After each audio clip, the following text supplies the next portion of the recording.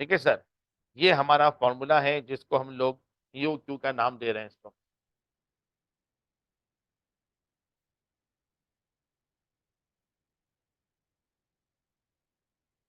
अब ये इसमें जो एब्रीविएशंस इस्तेमाल हुई हुई हैं ये क्या है?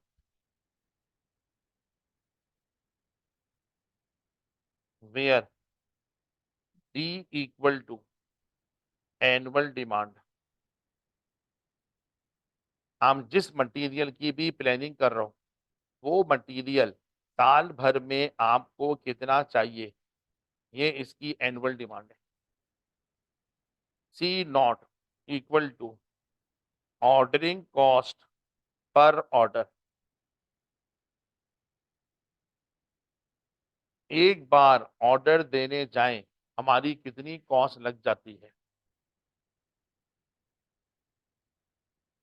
इसी तरह से HC, सर ये क्या है? ये है holding cost per unit per annum. Holding cost per unit per annum. अब ये पर यूनिट पर एनम का मतलब क्या है? एज्यूम करो हमारा मटेरियल केजी में आता है। 1 केजी पूरे साल इस कमरे में रखा रहे, 1 केजी पूरे साल इस कमरे में होल्ड करो तो तुम्हारी कितनी होल्डिंग कॉस्ट लग जाती है पर यूनिट, एक चीज पर पूरे साल की। अगर ये तीन इंफॉर्मेशन आप निकाल सकते हो तो EOQ मॉडल आपका है, वरना नहीं। अब ये मॉडल मैथमेटिकली फिर बोल रहा हूँ प्रूव्ड है, लेकिन कुछ अजम्पशन पे बेस करता है और ये अजम्पशन थ्योरी में पेपर में पूछी भी गई है। ठीक है, कुछ अजम्पशन लिखवा देता हूँ आपको मैं, जल्दी से लिखें। assumptions of EOQ model, assumptions of EOQ model।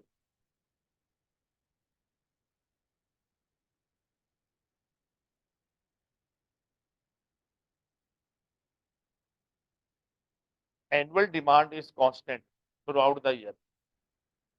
Annual demand is constant throughout the year।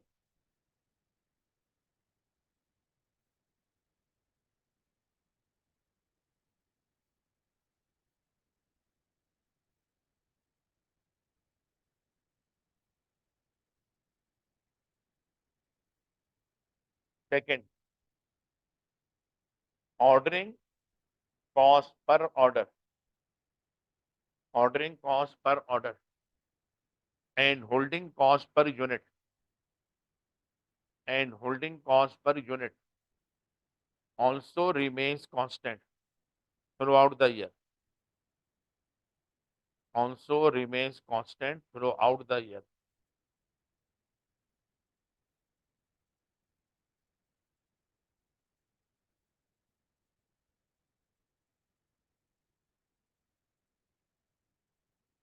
Next, there is no purchase discount, there is no purchase discount at any ordering quantities, at any ordering quantities।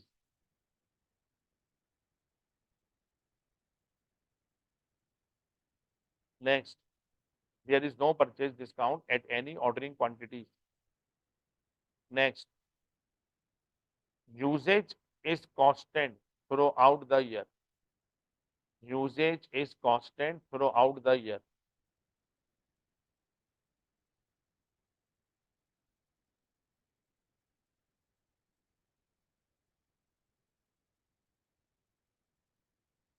assumption ये कहती है जिस material की आप planning कर रहे हैं वो मटेरियल साल भर में आपको जितना चाहिए उसकी जो एनुअल डिमांड है वो कांस्टेंट होनी चाहिए।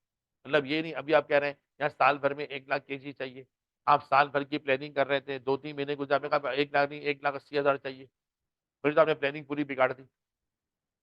फिर आप ऑर्डरिंग कॉस्ट और होल्डिंग कॉस्ट जो बोलते हो कि एक बार ऑर्डर देने जाता हूँ 100 रुपए लग जाते हैं, हम एज्यूम कर रहे हैं पूरे साल में जितनी बार भी ऑर्डर दोगे 100 रुपए 100 रुपए 100 रुपए 100 रुपए लगेंगे।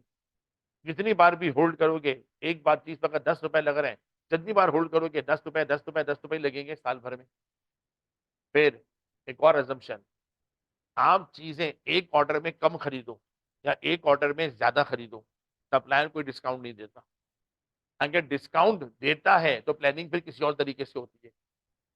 और आखिरी अजम्पशन, मटेरियल का यूजेज कांस्टेंट, मतलब ये नहीं यार अभी ज्यादा चाहिए, अगले हफ्ते अब बहुत थोड़ा थोड़ा चाहिए, अगला हफ्ता अभी तो चाहिए ही नहीं, ऐसा नहीं। अगर आप मिसाल दे रहा हूँ, एक महीने में 200 केजी इस्तेमाल करते हो, हम एज्यूम कर रहे हैं हर महीने क्या है 200 केजी 200 केजी 200 केजी आप इस्तेमाल कर रहे हो। अगर एक दिन में 5 केजी यूज करते हो, हम एज्यूम कर रहे हैं रोजाना 5 केजी 5 केजी 5 केजी आप यूज कर रहे हो। अगर ये अजम्पशन वैलिड है तो ईओक्यू मॉडल आप अप्लाई करो, वरना मत करो। आपने कहा था माजिद ये अजम्पशन तो बड़ी अजीब सी है, क्या वाकई में चीजें कांस्टेंट होती हैं? मैं कल भी आपको कह रहा था, ये बड़ी बड़ी मल्टीनेशनल कंपनियां जो होती है ना, ये चीजें कांस्टेंट करवा लेती है। इनकी प्लानिंग यकीन करें आपकी सोच से बाहर होती है। जब प्रैक्टिकल लाइफ में जाओगे आप भी देखोगे यार कि दुनिया को कैप्चर करने के लिए मल्टीनेशनल कंपनियां किस तरह से अपनी बिजनेस स्ट्रेटेजीज बनाती हैं। छोटी सी एग्जांपल, हमने कहा ऑर्डरिंग कॉस्ट कांस्टेंट होनी चाहिए। चलो हमने किसी ट्रांसपोर्टर को बोला, हमने कहा भाईजान हमारा सामान है, मटेरियल हैदराबाद से आता है, हैदराबाद से कराची पहुंचाना है, बताओ अगर तुमसे कॉन्ट्रैक्ट करें कितने पैसे चार्ज करोगे? अब कॉन्ट्रैक्टर ने इस तरह बोलना शुरू करा, यार आजकल जो पेट्रोल के पैसे हैं वो देखते हुए मैं एक दफा, मैंने कहा कहानी नहीं कर मेरे साथ, ये मत कर, अभी पेट्रोल सस्ता है तो मैं पैसे कम ले लूंगा, पेट्रोल बढ़ गया पैसे बढ़ा दूंगा। मुझसे तू लॉन्ग टर्म कॉन्ट्रैक्ट कर, पूरे साल का कॉन्ट्रैक्ट कर। अगर पेट्रोल सस्ता होगा मैं तेरे को पैसे कम करने के नहीं बोलूंगा, पेट्रोल महंगा हो जाए तू मुझे नहीं बोलना कि पेट्रोल के पैसे महंगे हो गए पैसे बढ़ा दो, पूरे साल का मुझसे लॉन्ग टर्म कॉन्ट्रैक्ट कर। उसने चलो मुझे एक ऑफर दे दी, सर मैं एक दफा हैदराबाद से सामान लाने के लिए मेरा जो ट्रक सामान लाएगा आपसे मैं 20,000 रुपए चार्ज करूंगा। अब चाहे पेट्रोल सस्ता हो या महंगा, अब हमें कॉस्ट अपने लिए क्या करवा ली, कॉन्स्टेंट करवा ली। हाँ पेट्रोल महंगा हो गया, दुनिया के लिए इससे ऑर्डरिंग कॉस्ट में फर्क पड़ेगा, हमें तो फर्क नहीं पड़ रहा कि हमारा तो लॉन्ग टर्म कॉन्ट्रैक्ट हुआ हुआ है। तो इस तरीके से कुछ प्लानिंग सोचते हैं जिससे इनके पास चीजें कांस्टेंट होना शुरू हो जाती है। आजकल तो कोविड के बाद और जो इकोनॉमिकल इन्फ्लेशन चल रहे हैं, दुनिया के हालात बहुत बदले हुए हैं। अच्छे वक्तों में ऐसे ही बता रहा हूँ, टोयोटा जापान मोटर्स, ठीक है, उनकी वेबसाइट मैंने खुद देखा, 2057 की प्लानिंग पड़ी हुई, किस साल की, 2057 में, कि उनका इरादा उस साल कौन सी गाड़ियां बनाने का है, उसके लिए कितनी प्रोडक्शन वो उस साल दे रहे होंगे, उसके लिए कितने मटेरियल की जरूरत पड़ेगी। मतलब भाई साहब मजाक तो नहीं कर रहे हैं, 57 तो बहुत दूर, हमसे कल की प्लानिंग नहीं होती, हमसे एक दिन की प्लानिंग, बेटा पूरा बड़ी बड़ी बड़ी मल्टीनेशनल कंपनी। अब अगर टोयोटा जापान मोटर वर्ल्ड की 3 ऑटोमोबाइल कंपनी में आती है टॉप की, यकीन उनके पास प्रोफेशनल बने हुए। आजकल तो बजटिंग के सॉफ्टवेयर आ रहे हैं, बजटिंग के मॉड्यूल आ रहे हैं जो आपकी हेल्प करते हैं सारे काम करने के अंदर। तो बहरहाल जिनके पास ये चीजें कांस्टेंट हैं वही ईओक्यू मॉडल को फॉलो कर सकते हैं। अब कैसे कर सकते हैं, इसके लिए एग्जाम्पल बनाते हैं।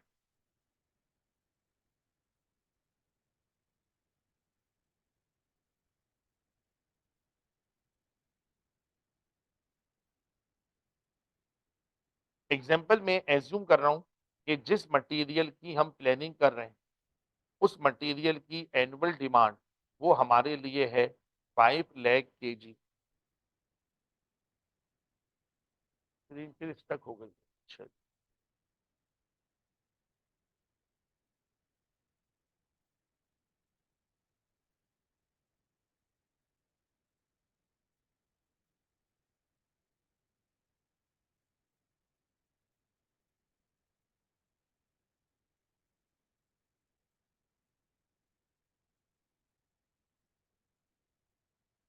हम एज्यूम कर रहे हैं जिस मटेरियल की प्लानिंग कर रहे हैं उसकी एनुअल डिमांड है 5 लाख केजी। इस मटेरियल की परचेज प्राइस है ₹50 पर केजी। 1 केजी परचेज करने जाओ 50 रुपए का हमें मिलता है।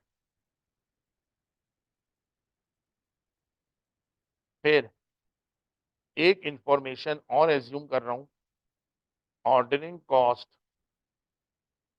पर ऑर्डर ₹2000।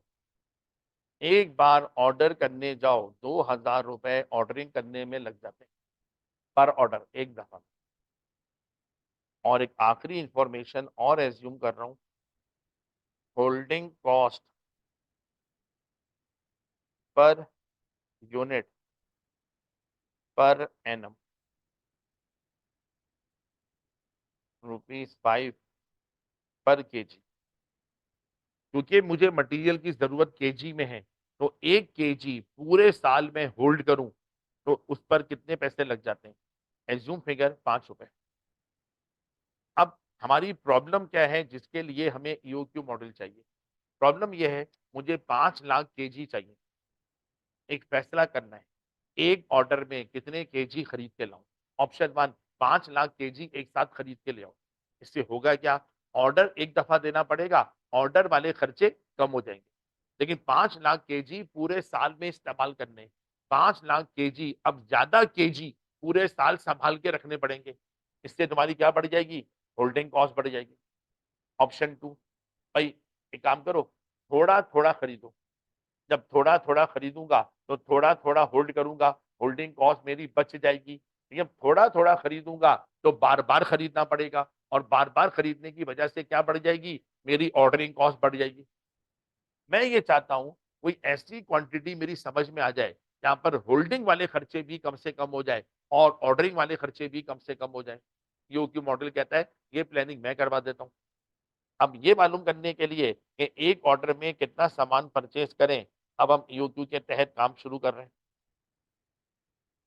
जब इस क्वेश्चन का ईओक्यू निकाला जाएगा तो पहले तो फॉर्मूला लिखा जाएगा, 2C0D अपॉन होल्डिंग कॉस्ट का रूट।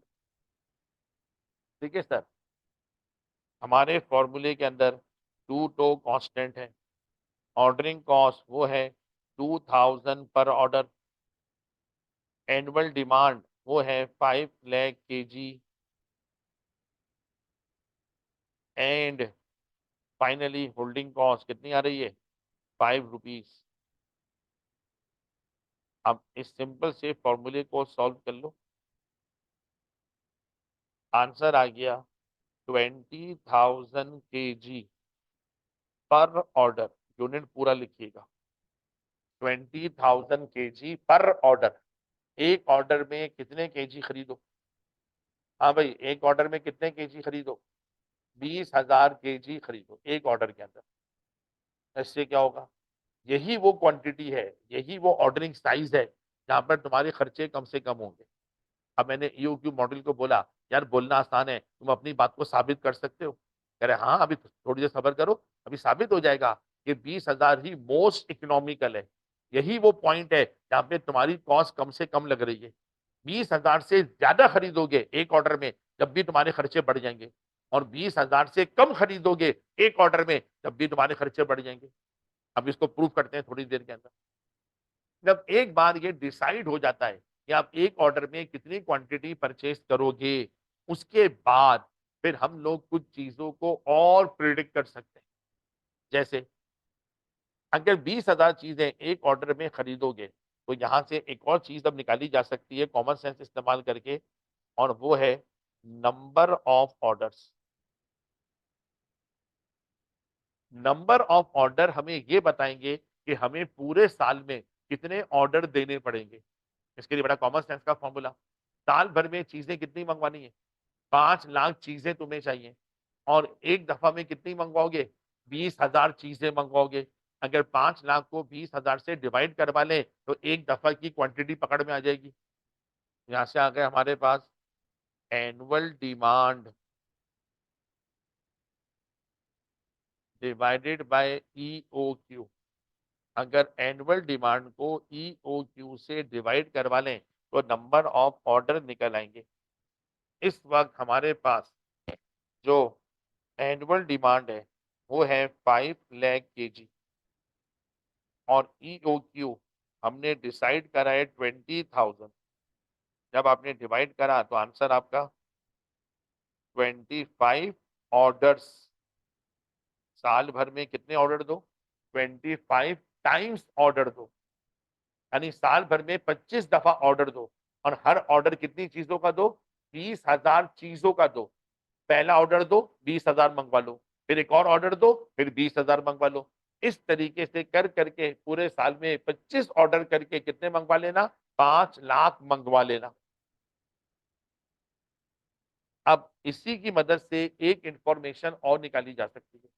सर वो क्या? Annual ordering cost. हम साल भर की एनुअल ऑर्डरिंग कॉस्ट भी निकाल सकते हैं। ठीक है सर, वो कैसे निकलेगी? एनुअल ऑर्डरिंग कॉस्ट को निकालने के लिए नंबर ऑफ ऑर्डर्स को मल्टीप्लाई करवा लो ऑर्डरिंग कॉस्ट पर ऑर्डर से। साल भर में कितने ऑर्डर देने हैं और एक ऑर्डर देने में कॉस्ट कितनी लग जाती है।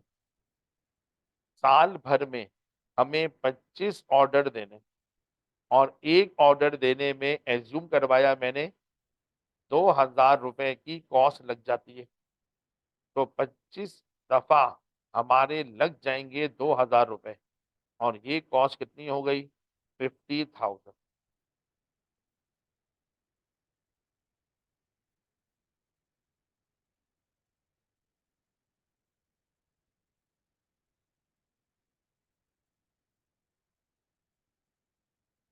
ठीक है बेटा, यहां तक। अब यहीं पर एक इंफॉर्मेशन और निकाली जा सकती है, बहुत अच्छी तो नहीं है लेकिन पेपर में एक आध बार उसको भी पूछा गया है और उसे हम कहते हैं frequency of orders.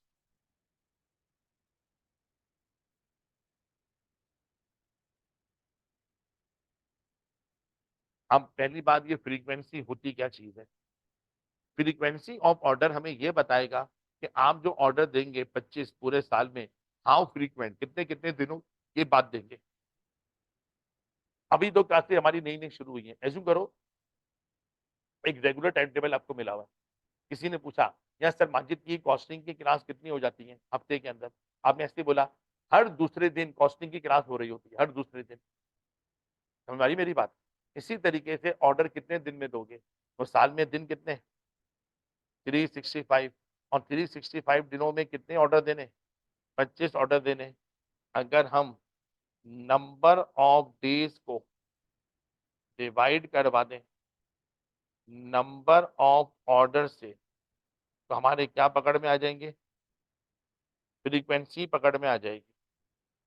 Number of days, साल में 365 डेज में आप 25 ऑर्डर देना चाह रहे हो। जब 365 को 25 से डिवाइड करवाया, आंसर 15.14.6।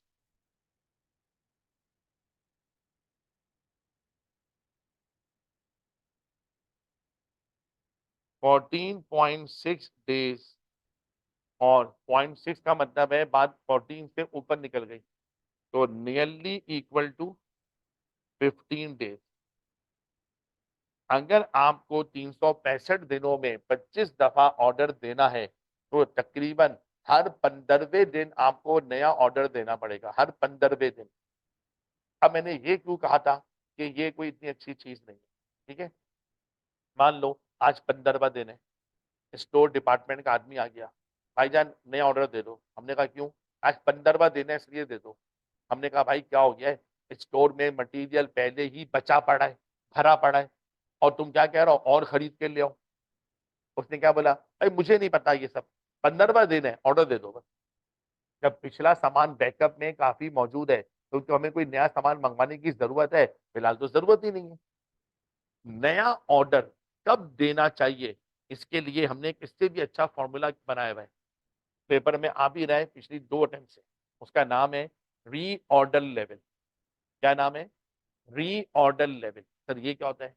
रीऑर्डर लेवल हमें ये बताता है मटेरियल कम होता जा रहा है, कम होता जा रहा है, कम होता जा रहा है, कितना मटेरियल रह जाए, अब हमें क्या करना चाहिए? नया ऑर्डर दे देना चाहिए। समझ में आ रही है बात? ठीक है सर। अब बेटा हम एक और इंफॉर्मेशन कैलकुलेट करने जा रहे हैं, उसका नाम होता है एवरेज स्टॉक।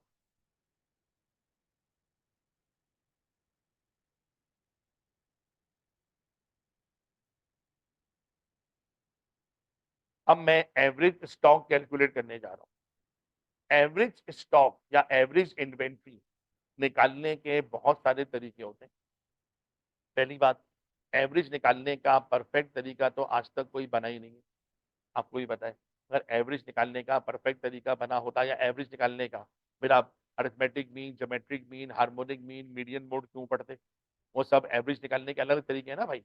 सबसे एवरेज अलग अलग आती है, लेकिन बहरहाल एवरेज निकल आती है। FPR 1 में आप लोगों ने एक चैप्टर पढ़ा, नाम था रेशो एनालिसिस। वहां पे आप निकालते थे एवरेज स्टॉक, एवरेज इन्वेंट्री। तो टीचर ने आपको ऐसे सिखाया होगा, opening inventory plus closing inventory divided by 2 कर दो, तो हमारी एवरेज निकल आती है। ठीक है आप लोगों ने? ठीक है सर। इसी तरीके से एवरेज निकालने का एक और तरीका भी सर, वो क्या, मैं इस वक्त आधा फॉर्मूला लिख रहा हूँ, क्योंकि अभी 1-2 दिन तक मैं पूरे फॉर्मूले वाली जगह तक पहुंच नहीं पाऊंगा। इसका आधा फॉर्मूला होता है EOQ डिवाइडेड बाय 2। और सर पूरा फॉर्मूला क्या है? पूरा है EOQ divided by 2 plus safety stock. मैं भी 1-2 क्लासेस तक सेफ्टी स्टॉक तक पहुंच नहीं पाऊंगा, या तो उसकी मैं भी बात ही नहीं कर रहा, वो मेरे लेक्चर में भी आएगा भी नहीं। फिलहाल गुजारा किससे करेंगे? EOQ divided by 2। हमारे एग्जाम्पल में EOQ कितना है? वो है 20,000। हम जब भी मंगवाएंगे 20,000, हमने उस 20,000 को डिवाइडेड बाय 2 कर दिया, आंसर आ गया 10,000 kg।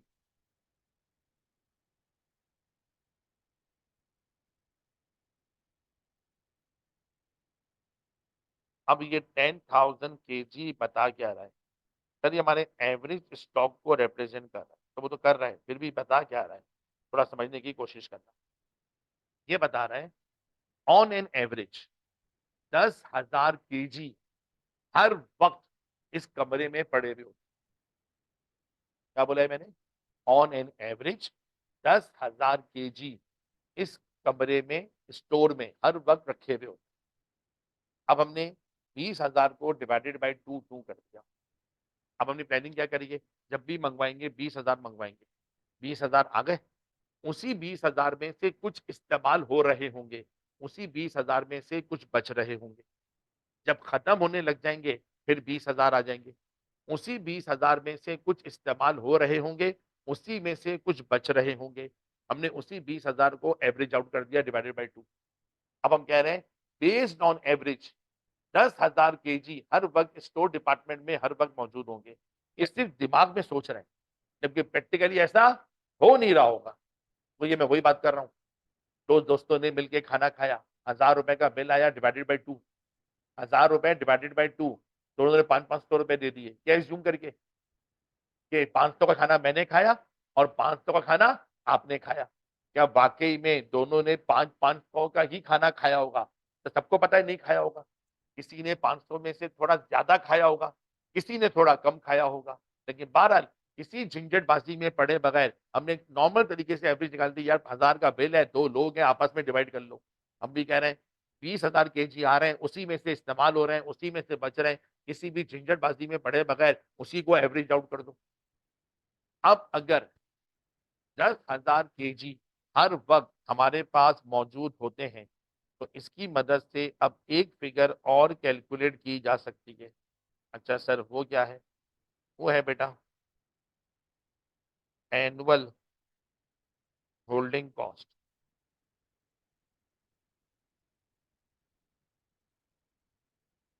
एनुअल होल्डिंग कॉस्ट के लिए हम एवरेज स्टॉक को मल्टीप्लाई करवा देते हैं holding cost per unit per annum से। हमारे एग्जाम्पल में एवरेज स्टॉक हमने अभी अभी निकाला है 10,000 केजी, और holding cost per unit per annum मैंने इंफॉर्मेशन में कितनी लिखवाई थी? 5 रुपए।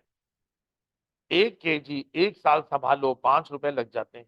जब 10,000 केजी को हमने 5 से मल्टीप्लाई करा, आंसर आ गया 50,000 रुपीज। अगर 1 केजी 1 साल तक इस कमरे में रखो, 5 रुपए संभालने में लग जाते हैं।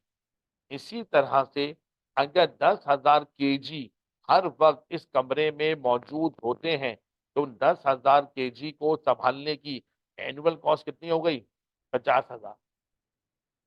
ये जो आपने होल्डिंग कॉस्ट पर निकाली है एवरेज, ये बेस्ड ऑन एवरेज है। किस पर बेस कर रही है? एवरेज के ऊपर। ठीक है सर। अब यहां पर एक इंपॉर्टेंट बात को कंपेयर करो। अभी थोड़ी देर पहले हमने निकाली थी एनुअल ऑर्डरिंग कॉस्ट, वो आ रही थी 50,000। ठीक है सर, ये पड़ी हुई। और अभी अभी हमने निकाली है एनुअल होल्डिंग कॉस्ट, वो भी 50,000 आ रही है। एनुअल ऑर्डरिंग कॉस्ट भी 50,000, एनुअल होल्डिंग कॉस्ट भी 50,000। क्या ये कोई को इंसिडेंस है? आवाज नहीं आ रही। क्या ये कोई को इंसिडेंस है? Answer is no. सर ये कोई नहीं है, इत्तेफाक नहीं है। इन दोनों को इक्वल करवाया है किसने? हमारे ईओक्यू मॉडल ने। सर इक्वल क्यों करवाया? इस बात को रफली ग्राफ से देख लो। अभी समझा रहा था, ऑर्डरिंग कॉस्ट बचाने जा रहा हूं, होल्डिंग कॉस्ट बढ़ रही है। होल्डिंग कॉस्ट बचाने जा रहा हूं, ऑर्डरिंग कॉस्ट बढ़ रही है। ये दोनों एक दूसरे के रेसिप्रोकल है। अगर ये दोनों एक दूसरे के रेसिप्रोकल हैं और रफली ग्राफ बनाऊं, किसी एक कॉस्ट को बचाने की कोशिश करता हूं, दूसरी कॉस्ट बढ़ जाती है। किसी एक को बचाता हूं, नीचे लाता हूं, दूसरी बढ़ जाती है। दूसरी को बढ़ा बचाता हूं, पहली बढ़ जाती है। और मैं चाहता हूं तुम दोनों कम से कम हो जाओ। ये दोनों मैथमेटिक्स की जबान में कम से कम वही हो सकते हैं जहां पे ये दोनों एक दूसरे को इंटरसेक्ट करें। क्या करें? इंटरसेक्ट करें।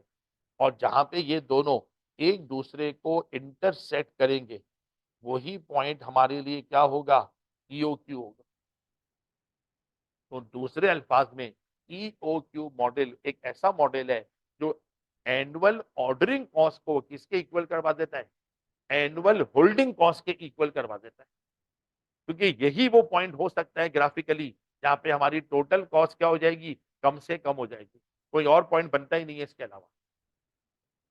अब जहन में सवाल आया, समाजिद निकाल तो हमने बहुत कुछ दिया, ठीक है, आप पे भरोसा करके आप बोलते हैं कि हम निकालते गए, लेकिन क्या वाकई में ये एक ऑर्डर में 20,000 केजी खरीदना ये कोई दानिशमंदी का काम है, कोई अकल का काम है? सही है, मतलब लॉजिक है, रैशनल है इसके पीछे? बिल्कुल है बेटा। अगर रैशनल नहीं होता हमारे सिलेबस में क्यों, और वो भी प्रोफेशनल सिलेबस में क्यों होता? और हर प्रोफेशनल पढ़ाई में इसको क्यों पढ़ाया जाता? मान लो हमारी कंपनी में पहले ईओक्यू मॉडल फॉलो नहीं होता था। हमारे बॉस के दिल में जो आता था बस वो क्वांटिटी खरीद के लिए आया करता था। कभी कम खरीद रहा है, कभी ज्यादा खरीद रहा है, जो उसके दिल में आता था। मैनेजमेंट ने बोला पढ़ा लिखा आदमी रखो। हमने पढ़ा लिखा अकाउंटेंट रख लिया। उसको बोला यार जरा हमारी मदद करो इन्वेंट्री मैनेज करने में, हमारी कॉस्ट कम करने में मदद करो। जरा सुना है कोई ईओक्यू मॉडल कोई चीज होती है अप्लाई करके दिखाओ। हमने बैठकर सारा हिसाब किताब बनाया, पहुंच गए मैनेजमेंट के पास। हमने कहा सर हमारी वर्किंग ये कहती है एक ऑर्डर में 20,000 केजी आप परचेज करें, इंशाल्लाह बचत होगी। अब कंपनी में मैं अकेला पढ़ा लिखा आदमी नहीं हूँ, और जो पढ़े लिखे हैं उनमें भी दो किस्म के हैं। एक वो जो मुझे अप्रिशिएट कर रहे होंगे या शायद अच्छी बात कर रहे हैं, और कुछ भी जो मेरी लेग पुलिंग में लगे हुए होंगे। फिर भी हम पॉजिटिव देखते हैं। किसी ने इसलिए बोला हम कैसे मान लें 20,000 मोस्ट इकोनॉमिकल है तुम्हारे कहने से? मैं बहस वाली बात ये कर, ओ यार मैं एक प्रोफेशनल हूं, तो मेरी बात नहीं मान रहे? तो कहा भाई साबित करो अपनी बात को कि 20,000 मोस्ट इकोनॉमिकल है। हम तो नहीं मानते 20,000 को। जब कोई ये कह रहा है ना वो 20,000 को नहीं मान रहा, वो फिर दो बातें कर रहा है। या तो वो ये कह रहा है मैं एक ऑर्डर में 20,000 से ज्यादा खरीदूंगा, या फिर क्या कह रहा है, एक ऑर्डर में 20,000 से कम खरीदूंगा, 20 नहीं खरीदूंगा। मैंने कहा तुमने अगर एक ऑर्डर में 20 से कम खरीदे जब भी खर्चे तुम्हारे बढ़ जाएंगे, और अगर 20 से ज्यादा खरीदे जब भी तुम्हारे खर्चे बढ़ जाएंगे। उसका बात को अपने साबित कर दो। अब प्रूफ करने जा रहे हैं कि ईओक्यू मॉडल वाकई में बचत कैसे करवा रहा है, और ये प्रूफ पेपर में आता है। पेपर में इसका रिक्वायरमेंट अपने आपको दिखेगी कि sir calculate annual savings if EOQ model is implemented.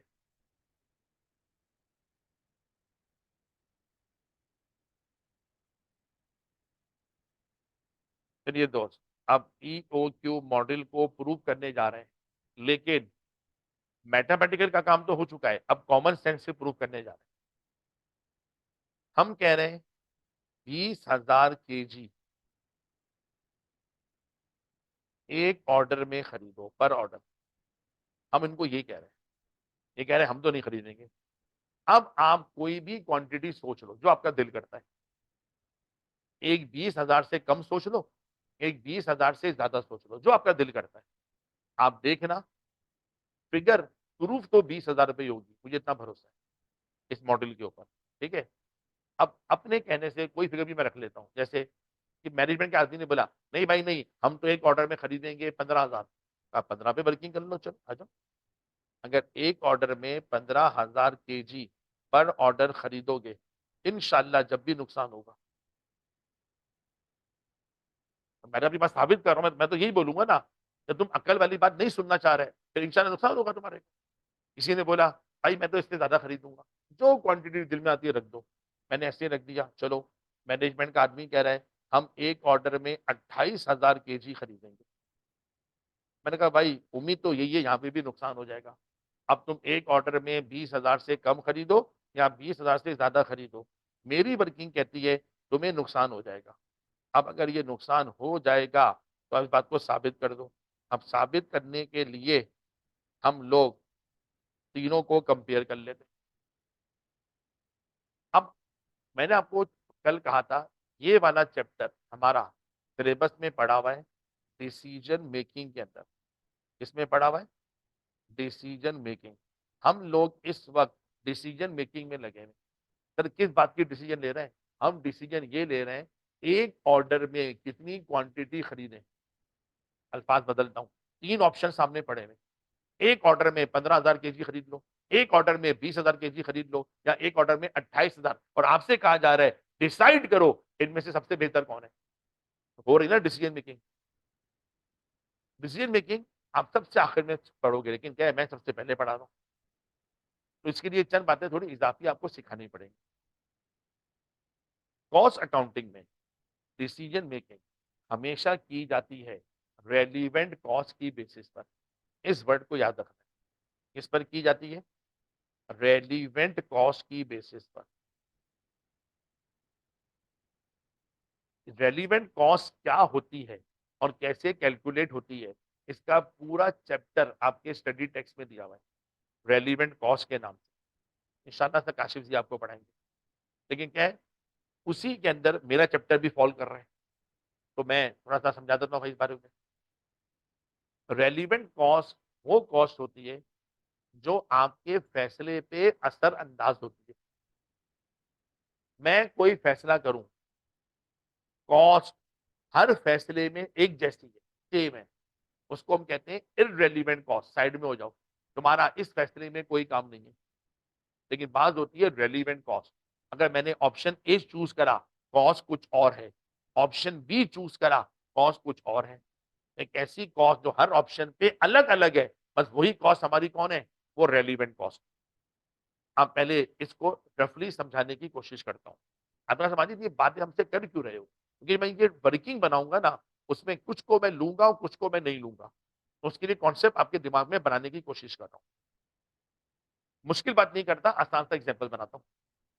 मान ले किसी बच्चे ने मैट्रिक कर लिया, मैट्रिक के बाद वाला इंटर कर लिया। पेरेंट्स ने पूछा बेटा अब क्या पढ़ना चाहते हो? उसने कहा अब्बू मैं सोच रहा हूँ सीए कर लूँ।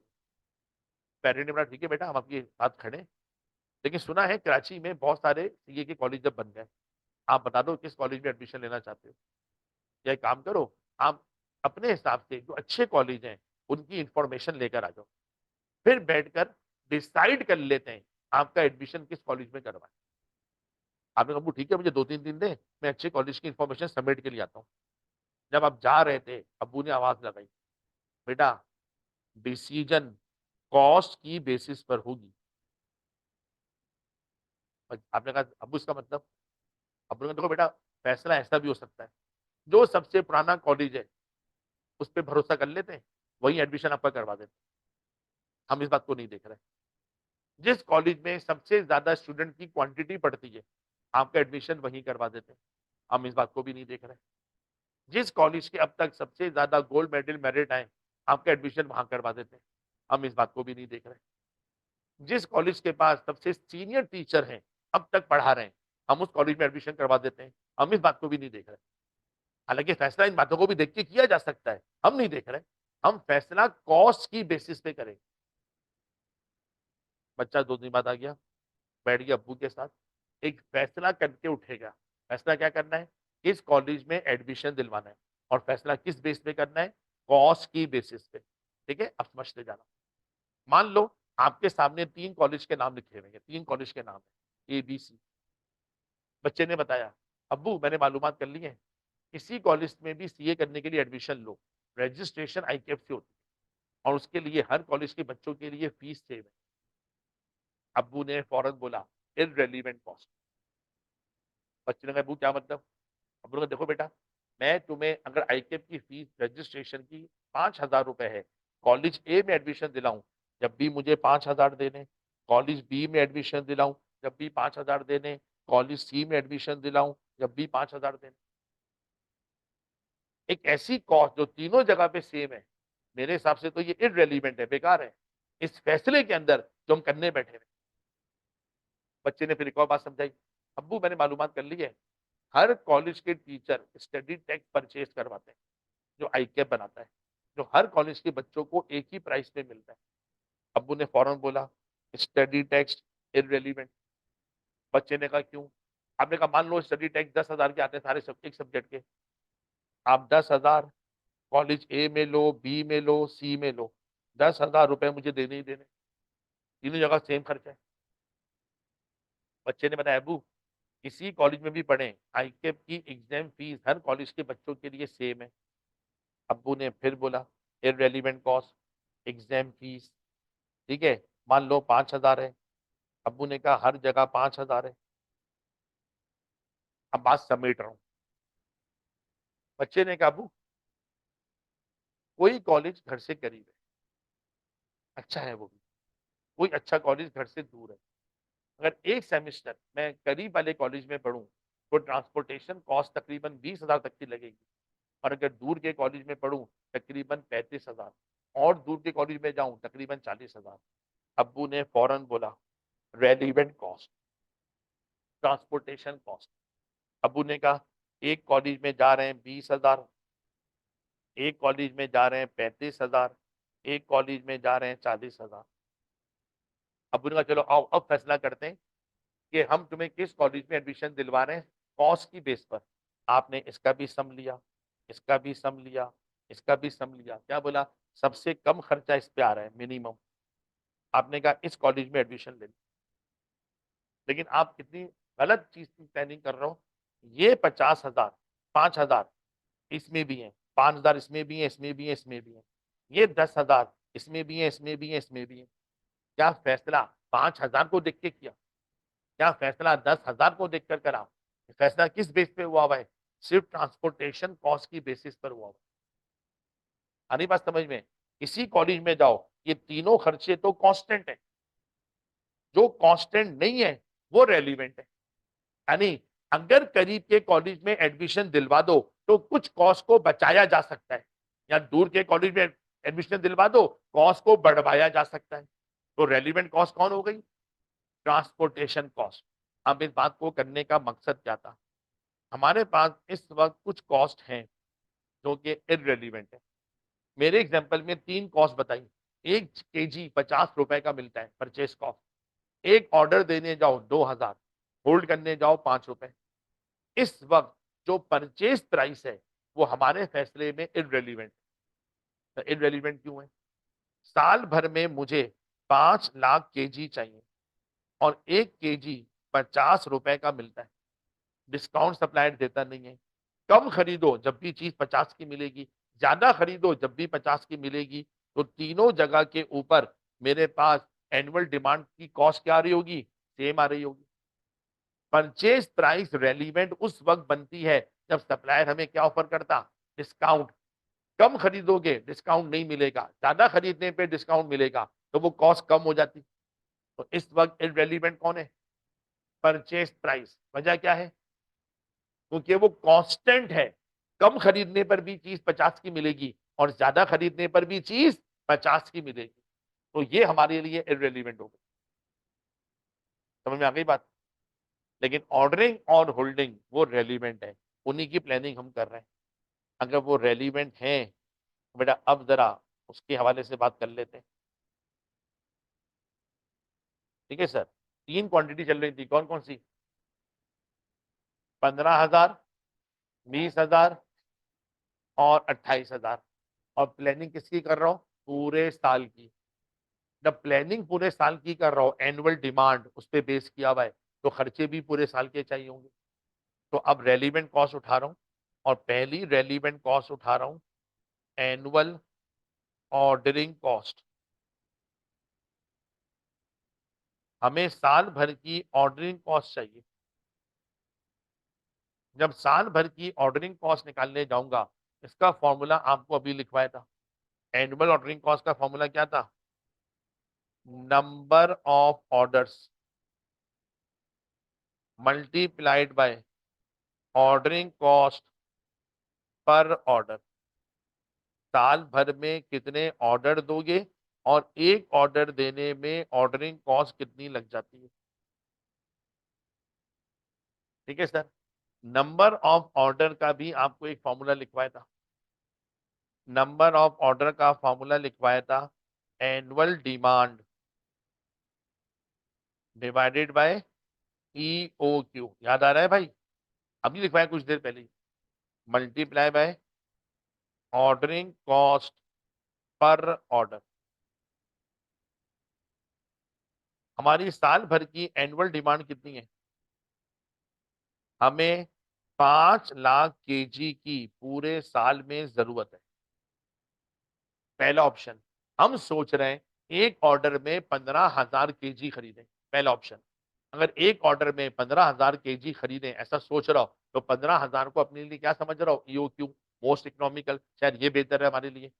अगर 5 लाख केजी 15,000 कर करके खरीदूं, तो डिवाइड करके निकल आएंगे नंबर ऑफ ऑर्डर। क्या निकल आएंगे? Number of order. साल में कितने ऑर्डर दोगे, और एक बार ऑर्डर देने जाऊंगा 2,000 की कॉस्ट लग जाएगी। ये हमारी पहली सिचुएशन है। अब आओ सेकेंड सिचुएशन। अगर यही 5 लाख केजी मैं 20,000 कर करके खरीदूं, तो नंबर ऑफ ऑर्डर कुछ और निकलेंगे, लेकिन जब भी ऑर्डर दूंगा 2,000 की कॉस्ट लगेगी। और तीसरी सिचुएशन ये बन रही है, अगर यही 5 लाख केजी मैं 28,000 कर करके खरीदूं, तो नंबर ऑफ ऑर्डर कुछ और होंगे, लेकिन हर ऑर्डर पे 2,000 की कॉस्ट लगेगी। आप गौर करो, तीनों जगह 5 लाख कांस्टेंट है, तीनों जगह 2,000 कांस्टेंट है। अगर कोई फर्क आएगा किस वजह से आएगा? क्वांटिटी की वजह से। कम चीजें खरीदूं या ज्यादा चीजें खरीदूं? अब मुझे इसका आंसर बता दें। 66,667, सेकंड पे 50,000, और थर्ड पे 35,714। अगर मैं एक ऑर्डर में 15,000 चीजें मंगवाता हूं, तो साल भर के ऑर्डर करने वाले खर्चे 66,000 के होंगे। अगर मैं एक ऑर्डर में 20,000 चीजें मंगवाता हूं, तो साल भर के ऑर्डरिंग कॉस्ट कितनी लगेगी? 50,000। और अगर मैं और ज्यादा खरीदता हूं, तो वो कॉस्ट कम होकर कितनी आ जाएगी? 35,000। अब मैंने EOQ मॉडल को बोला, हाँ भाई क्या हुआ, तुम्हारी सारी अकड़ निकल गई। तुम तो बोल रहे थे सबसे कम कॉस्ट मेरे पर आएगी। सबसे कम कॉस्ट तो किस पे आ रही है? 28,000 पे आ रही है, 35,000 की। हमें तो एक ऑर्डर में 28,000 करने चाहिए। EOQ मॉडल ने फिर अकड़ वाली बात बोली, अबे भाई क्या हो गया है, क्यों बेवकूफ की बातें कर रहा है? मैं तो कहता हूँ अगर ये 35,000 तुझे कम लग रहे हैं, तो एक काम कर, तू एक काम कर, मैं तो कहता हूँ 5 लाख तू एक ही दफा खरीद ले। 5 लाख एक ही दफा खरीदे। मैंने कहा उससे क्या होगा? कह रहे तेरे 2,000 रुपए कितनी बार लगेंगे? एक बार लगेंगे। देखा तेरी ऑर्डरिंग कॉस्ट कितनी बच गई। मैंने कहा मेरी होल्डिंग कॉस्ट बढ़ जाएगी। तू यही तो नहीं समझ रहा कि जहां तुझे ऑर्डरिंग कॉस्ट कम नजर आ रही है, उसी पॉइंट पे तेरी होल्डिंग कॉस्ट क्या होगी? वो सबसे ज्यादा होगी। ठीक है सर। तो अब हमें एक और कॉस्ट चाहिए, वो भी हमारी रेलिवेंट कॉस्ट है। वो है एनुअल होल्डिंग कॉस्ट।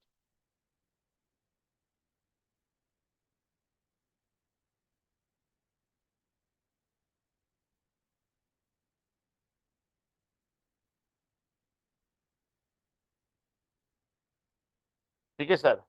अब एनुअल होल्डिंग कॉस्ट के लिए अभी आपको फॉर्मूला लिखवाया था, एवरेज स्टॉक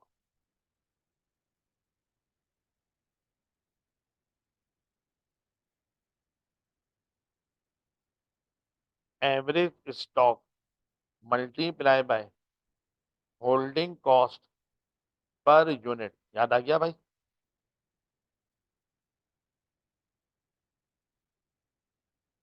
अब एवरेज निकालने के लिए भी एक फॉर्मूला लिखवाया था, E O Q divided by 2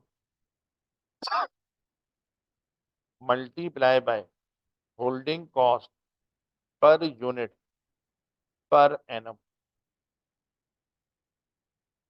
अब पहली सिचुएशन, आप एक ऑर्डर में कितना सामान खरीदने का सोच रहे हो? 15,000। आप सोच रहे हो एक ऑर्डर में 15,000 चीजें खरीदूं, उन्हीं 15,000 को डिवाइडेड बाय 2 कर दो, और holding cost per unit per annum है 5 रुपए। सेकेंड सिचुएशन, आप एक ऑर्डर में 20,000 चीजें खरीदने का सोच रहे हो, divided by 2 multiply bye 5। Third situation, एक ऑर्डर में आप 28,000 चीजें खरीदने का सोच रहे हो, डिवाइडेड बाय 2 मल्टीप्लाई बाय 5। अब तीनों की कॉस्ट कैलकुलेट कर लो।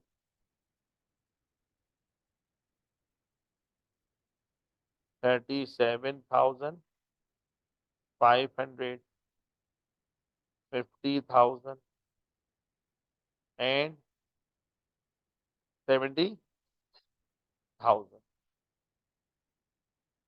ये हमारी कॉस्ट आ रही है। ठीक है। अगर मैं एक ऑर्डर में 15,000 केजी कर करके मंगवाता हूँ, तो साल भर की होल्डिंग कॉस्ट एक अंदाजे के मुताबिक 37,000 रुपए की लगेगी। अगर एक ऑर्डर में मैं 20,000 केजी मंगवाता हूँ, तो 50,000 की कॉस्ट लगेगी, और अगर मैं इससे भी ज्यादा मंगवाता हूँ तो 70,000 की कॉस्ट।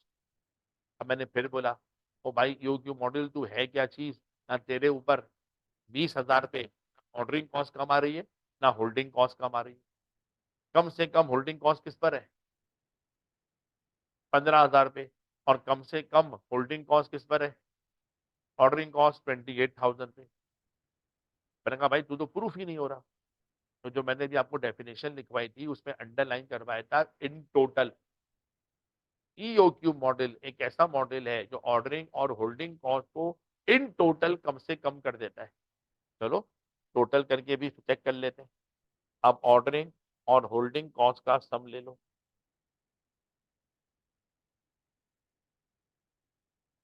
पहला आ रहा है 104,167, फिर आ रहा है 1 लाख, और लास्ट 105,714। जी भाई, मिनिमम कॉस्ट किस पे आ रही है? मिनिमम कॉस्ट आ रही है 1 लाख। और ये 1 लाख की क्वांटिटी हमें किसने बताई थी? ईओक्यू मॉडल ने।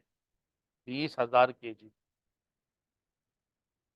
अंकल कहती है हमें एक ऑर्डर में 20,000 केजी खरीद लेने चाहिए, क्योंकि यही वो पॉइंट है जहाँ पे हमारी टोटल कॉस्ट कम से कम हो रही है। अगर तुम अपनी ऑर्डरिंग और होल्डिंग कॉस्ट को कम करना चाहते हो, तो एक ऑर्डर में 20,000 केजी परचेज करो। इंशाल्लाह साल भर के खर्चे कम, खत्म नहीं हो जाएंगे, कम से कम हो जाएंगे। अब बात को जरा समझने की कोशिश करना। ईओक्यू मॉडल बचत तो दिखाएगा, ये बात तो प्रूफ है। चाहे वो बचत चंद रुपए की हो या चंद हजार की हो, चंद लाख, सेविंग तो वो दिखाएगा। एक नमे को एज्यूम करो, हम लोग पहले एक ऑर्डर में 15,000 चीजें मंगवाते थे। एज्यूम कर लो कितनी मंगवाते थे? 15,000। अब मैंने उनको बोला भाई कुछ भी नहीं करना है, कुछ भी नहीं करना है, बस 15,000 के बजाय कितनी मंगवाना शुरू कर दो? 20,000 चीजें एक ऑर्डर में मंगवाना शुरू कर दो। मैंने कहा इससे क्या होगा? मैंने कहा उससे तुम्हारी कॉस्ट की सेविंग हो जाएगी। पहले तुम्हारी कॉस्ट लग रही थी 1,04,000, अब लगेगी 1 लाख। तुम 4167 एनुअल सेव कर सकते हो। ये तुम्हारी एनुअल सेविंग्स है। कुछ भी नहीं करना है, सिर्फ अपनी ऑर्डरिंग क्वांटिटी को बदल दो। जब जब ऑर्डर करो 15,000 के बजाय क्या कर लो, 20,000 मंगवा लो। साल भर में ऑर्डरिंग और होल्डिंग कॉस्ट खुद ब खुद बचना शुरू हो जाएगी। समझ में आ रहा है सबके बेटा? तो हमें ईओक्यू मॉडल ऑर्डर प्लेस करते वक्त प्लानिंग करने में मदद कर रहा है कि आप जब भी ऑर्डर कर सप्लायर को दो, एक ऑर्डर में कितनी क्वांटिटी मंगवाओ ताकि हमारी साल भर के खर्चे कम से कम हो जाए। ईओक्यू मॉडल मैथमेटिकली प्रूव्ड है, फिर बोल रहा हूं मैथमेटिकली प्रूव्ड है। इसको चैलेंज करने की गलती मत करना। सिर्फ एक सिचुएशन है जहां पे ये चैलेंज हो जाता है, वो भी पता नहीं होगा या नहीं होगा, डिपेंड करता है डेटा किस किस्म का है। वो होता है डिस्काउंट की सिचुएशन। मान लो यही सवाल है, मैं पहुंचा सप्लायर के पास, मैंने कहा भाईजान पहले मैं एक ऑर्डर में 15,000 मंगवाया करता था, अब मैं सोच समझ के आया हूं, अब एक ऑर्डर में 20,000 मंगवाऊंगा, कम कम चीजें या ज्यादा चीजें परचेज करूंगा। सप्लायर अभी कह दे यार डिस्काउंट ले लो। अगर सप्लायर डिस्काउंट तुम्हें दे रहा है तो डिस्काउंट दिया जाता है बल्क परचेजिंग पे। किस पे? बल्क परचेजिंग पे। अगर तुम बल्क परचेजिंग पर जा रहे हो तो सप्लायर डिस्काउंट दे रहा हो, डिस्काउंट का मतलब होता है बचत, सेविंग। तो फिर हमें यहाँ पर एक चीज देखनी पड़ती है कि डिस्काउंट हमें लेना चाहिए या नहीं लेना चाहिए। फॉर एग्जाम्पल सप्लायर अभी कह दे तुम एक ऑर्डर में 20,000 चीजें खरीद रहे हो, मेरे कहने से एक ऑर्डर के अंदर तुम 50,000 खरीदो। मैंने कहा 50,000 बहुत ज्यादा है। कह रहे सुन तो लो, 50,000 एक ऑर्डर में खरीदोगे, जो चीज मैं 50 रुपए की देता हूं तुम्हारे लिए 48 की कर दूंगा। अब 2 रुपए की बचत हो रही है ज्यादा क्वांटिटी खरीदने पर। लेकिन यो क्यों क्या बोल रहा है, खबरदार तुमने 50,000 खरीदे, तुम कितने खरीदो, 20,000। 20,000 खरीदो ताकि ऑर्डरिंग और होल्डिंग कॉस्ट को बचाया जा सके। लेकिन परचेज डिस्काउंट क्या बोल रहा है, 50,000 खरीदो एक ऑर्डर में ताकि परचेज प्राइस को बचाया जा सके। अब मुझे फैसला करना है परचेज प्राइस बचाने में ज्यादा फायदा है या ऑर्डरिंग और होल्डिंग कॉस्ट बचाने में ज्यादा फायदा है। अब इसका कोई फिक्स फॉर्मूला नहीं होता, वर्किंग करके चेक करना पड़ता है हर सवाल को। चलो बेटा हम जरा सी इसकी थोड़ी और प्रैक्टिस शुरू करते हैं। मैंने क्लास में आने से पहले ग्रुप में हैंडआउट आपको भेज दिया था और जो फिजिकली बैठे हुए उनके पास कॉपी मैंने दे दी है। पहले हैंडआउट के क्वेश्चन नंबर 5 पे आ जाओ। Question number 5।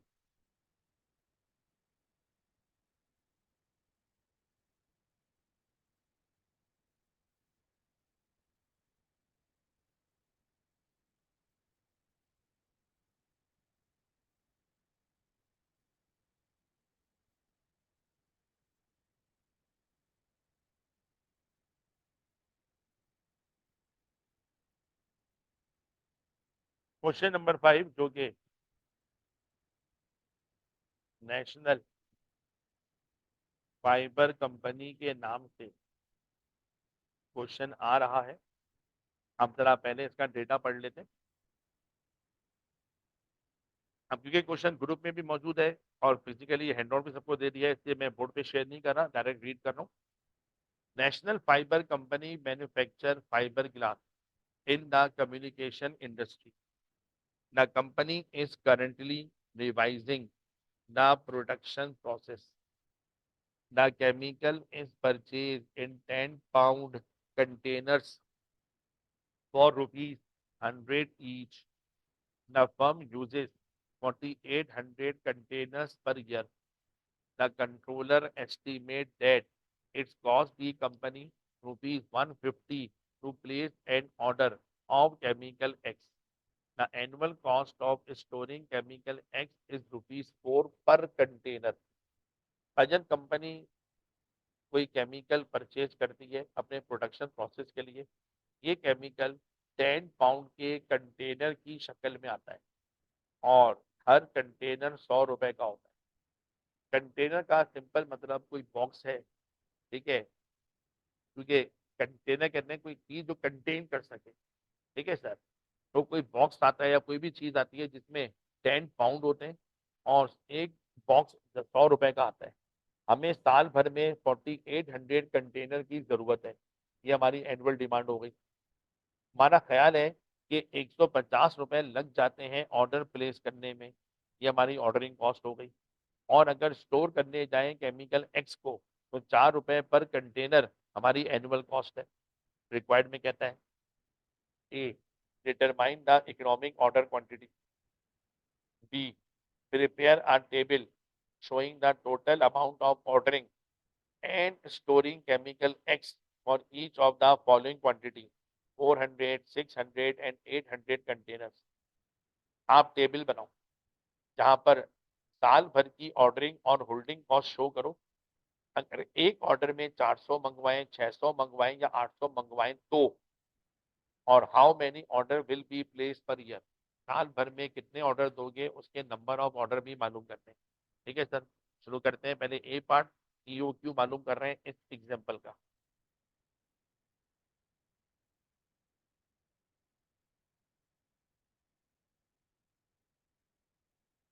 पहले तो हमने ईओक्यू का सिंपल सा फॉर्मूला लिख दिया। हम उस फॉर्मूले में इंफॉर्मेशन डालना शुरू करी। हमें 4800 कंटेनर की जरूरत है।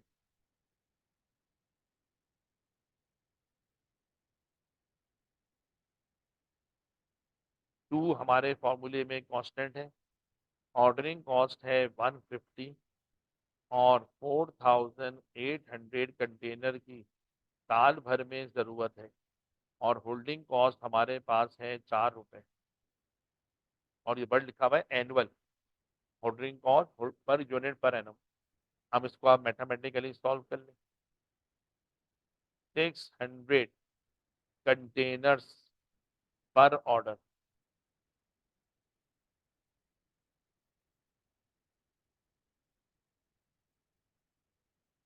एक ऑर्डर में हमें 600 कंटेनर्स परचेज करने चाहिए एक ऑर्डर में।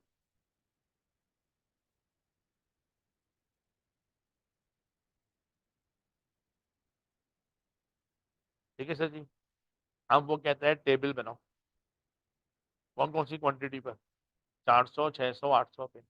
टेबल बनाने से पहले ही बोल दो मिनिमम कॉस्ट किस पर आएगी, वो 600 पर आएगी। लेकिन वो भी क्या कर रहा है, 400 जो कि 600 से कम है और 800 जो कि 600 से ज्यादा है। यानी अगर ईओक्यू से कम खरीदें या ज्यादा खरीदें तो हमारी साल भर की ऑर्डरिंग और होल्डिंग कॉस्ट कितनी लगेगी। अब बी पार्ट में टेबल बना रहे हैं, और टेबल कैसा बनता है अभी मैंने बनवाया था आपको। तो कंपैरेटिव टेबल बनेगा जिसमें एक पॉइंट होगा 400 कंटेनर्स,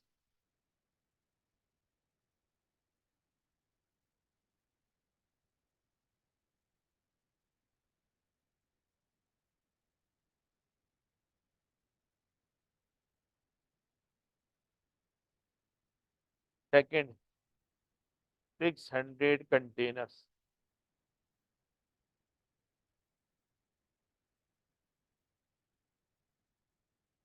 और 800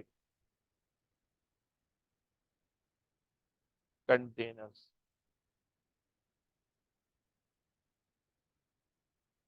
इस वक्त तीन कॉस्ट दी हुई है। एक कंटेनर 100 रुपए का मिलता है, रेलिवेंट है इरेलीवेंट है, इरेलीवेंट, डिस्काउंट तो है नहीं। कम खरीदो ज्यादा खरीदो कंटेनर तो 100 रुपए का ही मिलेगा।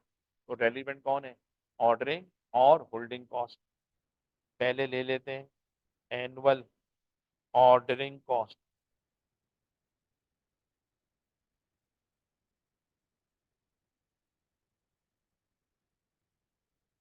एनुअल ऑर्डरिंग कॉस्ट का formula number of orders multiply by ordering cost per order. अब पहली सिचुएशन, हमें साल भर में 4800 कंटेनर की जरूरत है। सोच रहे हैं एक ऑर्डर में 400 मंगवा लें। जब 4800 को 400 से डिवाइड करोगे तो नंबर ऑफ ऑर्डर निकल आएंगे, और एक ऑर्डर देने में 150 रुपए लग जाते हैं। सेकेंड सिचुएशन, हमें 4800 कंटेनर की जरूरत है। सोच रहे हैं एक ऑर्डर में 600 कंटेनर खरीदें और एक ऑर्डर देने में 150 रुपए लग जाते हैं। तीसरा ऑप्शन, सर 4800 कंटेनर की जरूरत है, सोच रहे हैं एक ऑर्डर में 800 कंटेनर खरीदें और 150 रुपए हमारी कॉस्ट लग जाती है।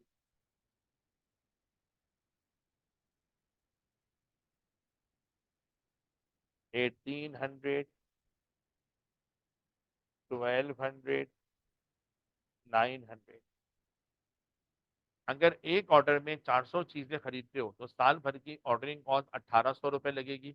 600 खरीदते हो तो 1200 लगेगी। 800 खरीदते हो तो 900 लगेगी। इस वक्त सबसे कम कॉस्ट 800 पे आ रही है, कि आप चीजें ज्यादा खरीद रहे हो। जितनी ज्यादा खरीदोगे, ऑर्डर कम दफा दोगे। जितने ऑर्डर कम दफा दोगे, ऑर्डरिंग कॉस्ट तुम्हारी कम लगेगी।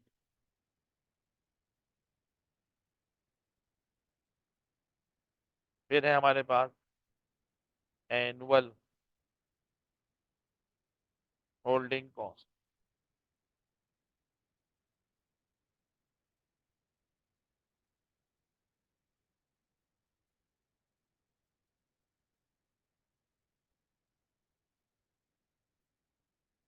एनुअल होल्डिंग कॉस्ट के लिए अभी हमने कॉमन सेंस का फॉर्मूला बनाया था। एवरेज स्टॉक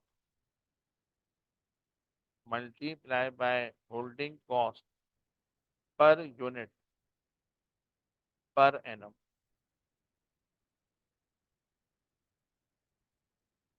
अब एवरेज स्टॉक के लिए ईओ क्यू डिवाइडेड बाय 2। पहली सिचुएशन में ईओ क्यू है 400 divided by 2 multiply bye 4 rupees. तीसरी सिचुएशन में ईओ क्यू है 600 600 divided by 2 multiply bye 4 rupees. और लास्ट सिचुएशन में 800 divided by 2 multiply bye 4 rupees.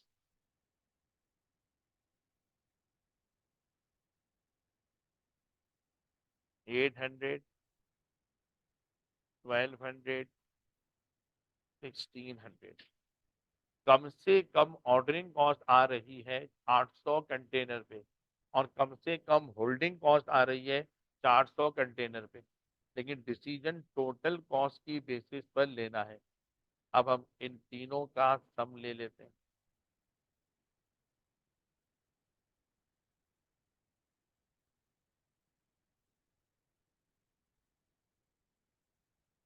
पहले का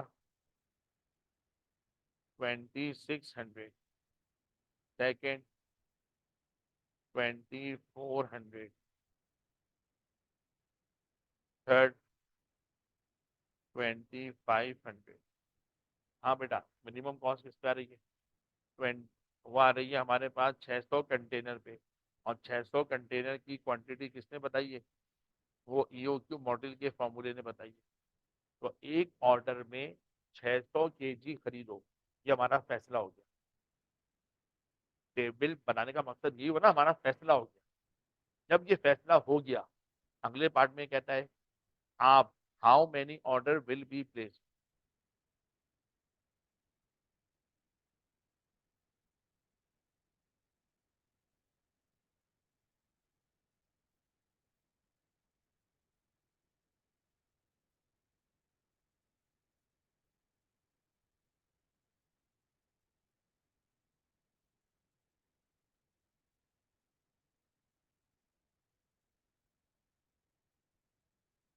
चलिए दोस्त, how many order will be place,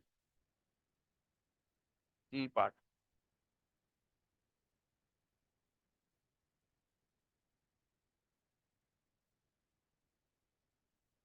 number of orders, number of order के लिए annual demand divided by EOQ. Annual demand, हमें साल भर में 4800 कंटेनर की जरूरत है और फैसला हो गया है कि हम एक ऑर्डर में 600 कंटेनर मंगवाएंगे। ये फैसला हो चुका है। इस फैसले की बुनियाद पे कितने ऑर्डर देने पड़ेंगे? 8 ऑर्डर्स आप दो तो आपकी साल भर की डिमांड पूरी हो जाएगी।